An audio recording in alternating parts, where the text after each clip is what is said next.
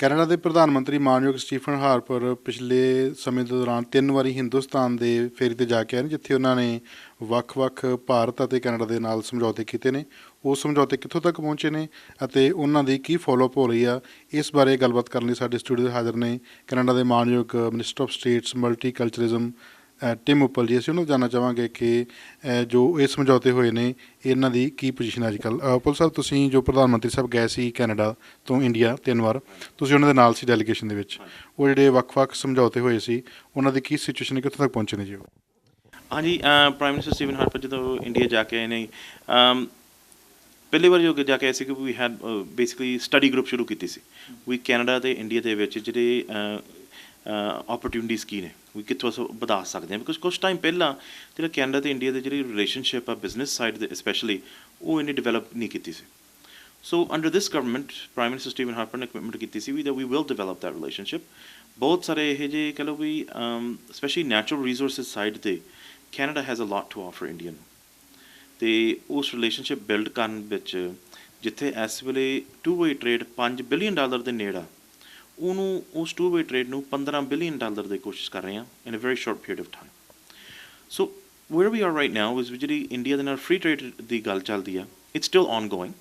ਅਤੇ some time ਕੁਛ election ਤੋਂ ਪਹਿਲਾਂ ਹੀ ਜਿਹੜੇ ਲੀਡ ਅਪ ਟਾਈਮ ਸੀ ਇਸ ਇਲੈਕਸ਼ਨ ਤੋਂ ਇੰਡੀਆ ਦੇ ਵਿੱਚ, ਉਸੇ ਕਰਕੇ ਕਹਿ ਲਓ ਵੀ ਜਿਹੜੇ ਡਿਸਕਸ਼ਨ ਥੋੜ੍ਹੀ ਸਟਾਲ ਹੋ ਗਈਆਂ ਸੀਗੀਆਂ, ਵਿਚ ਹੈਪਨਸ ਜਦੋਂ ਇਲੈਕਸ਼ਨ ਟਾਈਮ ਹੋਣ ਵਾਲਾ ਵਾ। So hopefully soon after the election ਇਹ ਜਿਹੜੀ ਗੱਲਬਾਤ ਹੈ ਇਹ ਦੁਬਾਰੇ ਸ਼ੁਰੂ ਹੋ ਜਾਵੇ। But we have made some progress as well, especially nuclear agreement. Already we've made progress on that, and the overall relationship between Canada and India is much stronger than it was before.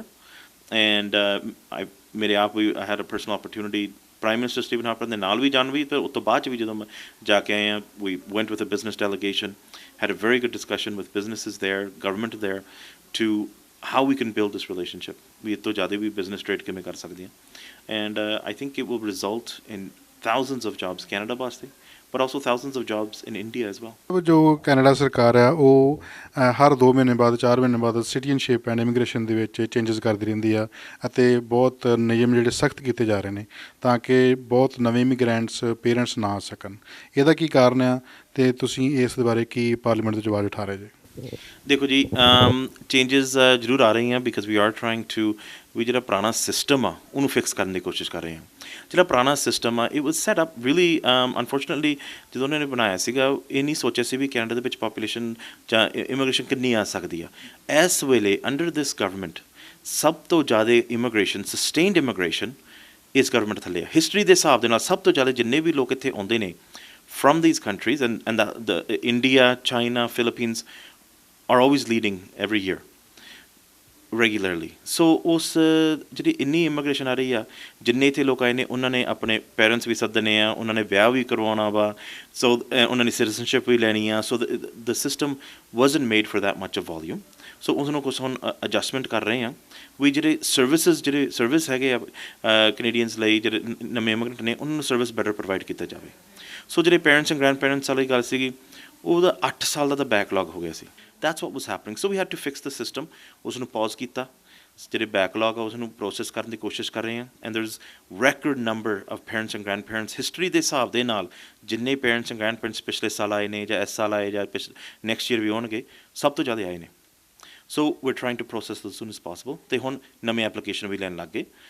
Little bit a different system, ਵੀ ਜਿੰਨੇ ਕੁ application ਲਵਾਂਗੇ, application ਵੀ ਉਨੇ ਹੀ ਲਵਾਂਗੇ ਜਿੰਨੇ ਕੁ ਅਸੀਂ process ਕਰ ਸਕਦੇ ਹਾਂ ਅਤੇ ਜਿੰਨੇ ਕੈਨੇਡੀਅਨ ਸਿਸਟਮ ਦੇ ਵਿੱਚ ਐਕਸੈਪਟ ਕਰ ਸਕਦੇ ਹਾਂ। ਸੇਮ ਥਿੰਗ ਸਿਟੀਜ਼ਨਸ਼ਿਪ ਦੇ ਵਿੱਚ ਵੀ we've had so many new Canadians ਇੱਥੇ ਕੈਨੇਡਾ ਦੇ ਵਿੱਚ ਆਏ ਨੇ, ਉਹਨਾਂ ਨੇ ਹੁਣ ਬਹੁਤ ਜ਼ਿਆਦਾ ਨੇ ਸਿਟੀਜ਼ਨਸ਼ਿਪ ਲਈ ਅਪਲਾਈ ਕੀਤਾ। So that has slowed the system down. So we will make some changes. We ਜਿਹੜੇ for one add some value citizenship ਨੂੰ। ਜਿਹੜੀ ਸਿਟੀਜ਼ਨਸ਼ਿਪ ਆ ਇਹ ਸਿਰਫ ਪਾਸਪੋਰਟ ਵਾਸਤੇ ਨਹੀਂ ਹੋਣੀ ਚਾਹੀਦੀ, ਪਰ ਕੈਨੇਡਾ ਨੂੰ, ਇਸ ਕੰਟਰੀ ਨੂੰ ਕਮਿਟਮੈਂਟ ਵੀ ਹੋਣੀ ਚਾਹੀਦੀ ਆ। ਕੁਛ ਲੋਕ ਇੱਦਾਂ ਸੀ ਕਿ ਵੀ ਸਿਰਫ ਪਾਸਪੋਰਟ ਵਾਸਤੇ ਵਰਤਦੇ ਸੀ, ਜਾਂ ਆਪਦੇ ਕਹਿ ਲਓ ਵੀ ਕੈਨੇਡੀਅਨ ਸਰਵਿਸਿਜ਼ ਵਰਤਦੇ ਸੀ ਸਿਟੀਜ਼ਨਸ਼ਿਪ, ਪਰ ਕੈਨੇਡਾ ਨੂੰ ਕੋਈ ਕਮਿਟਮੈਂਟ ਨਹੀਂ ਸੀ। ਕਈ ਲੋਕ ਇੱਥੇ ਰਹਿੰਦੇ ਵੀ ਨਹੀਂ ਸੀਗੇ, they were actually living abroad, working abroad, taxes ਵੀ ਨਹੀਂ ਇੱਥੇ ਪੇ ਕਰਦੇ ਸੀਗੇ। So we made some changes to make sure we Canada ਨੂੰ ਐਜ਼ ਏ ਕੰਟਰੀ ਨੂੰ ਕਮਿਟਮੈਂਟ ਹੋਵੇ। ਜ਼ਰੂਰ ਤੁਸੀਂ ਸਰਵਿਸਿਜ਼ ਵਰਤੋ, there are 4 Canadians to use, but there should be a commitment to the country as well। ਸੋ ਕੁਝ changes ਲਿਆਂਦੇ ਨੇ and now ਇਹ ਜਿਹੜੀ process for citizenship and immigration ਜਿਹੜੀ ਪ੍ਰੋਸੈਸਿੰਗ ਟਾਈਮ ਉਹ ਘਟਾਇਆ ਜਾਊਗਾ so that at the end of the day that's actually going to be a good thing for the country and for those immigrants as well. ਜੋ Canada ਦੇ ਮਾਨਯੋਗ minister Tim opal ਨੇ Canada ਸਰਕਾਰ ਦੀਆਂ ਨੀਤੀਆਂ ਬਾਰੇ ਇਮੀਗ੍ਰੇਸ਼ਨ ਦੇ ਜੋ ਬੈਕਲੌਗ ਆ ਉਹਨੂੰ ਕੱਟ ਕਰਕੇ ਲੋਕਾਂ ਦੇ ਜੋ ਪੇਰੈਂਟਸ ਅਤੇ ਵੱਧ ਵੀਜ਼ਾ ਦੇਣ ਵਾਸਤੇ ਕੋਸ਼ਿਸ਼ਾਂ ਕੀਤੀਆਂ ਜਾ ਰਹੀਆਂ ਨੇ।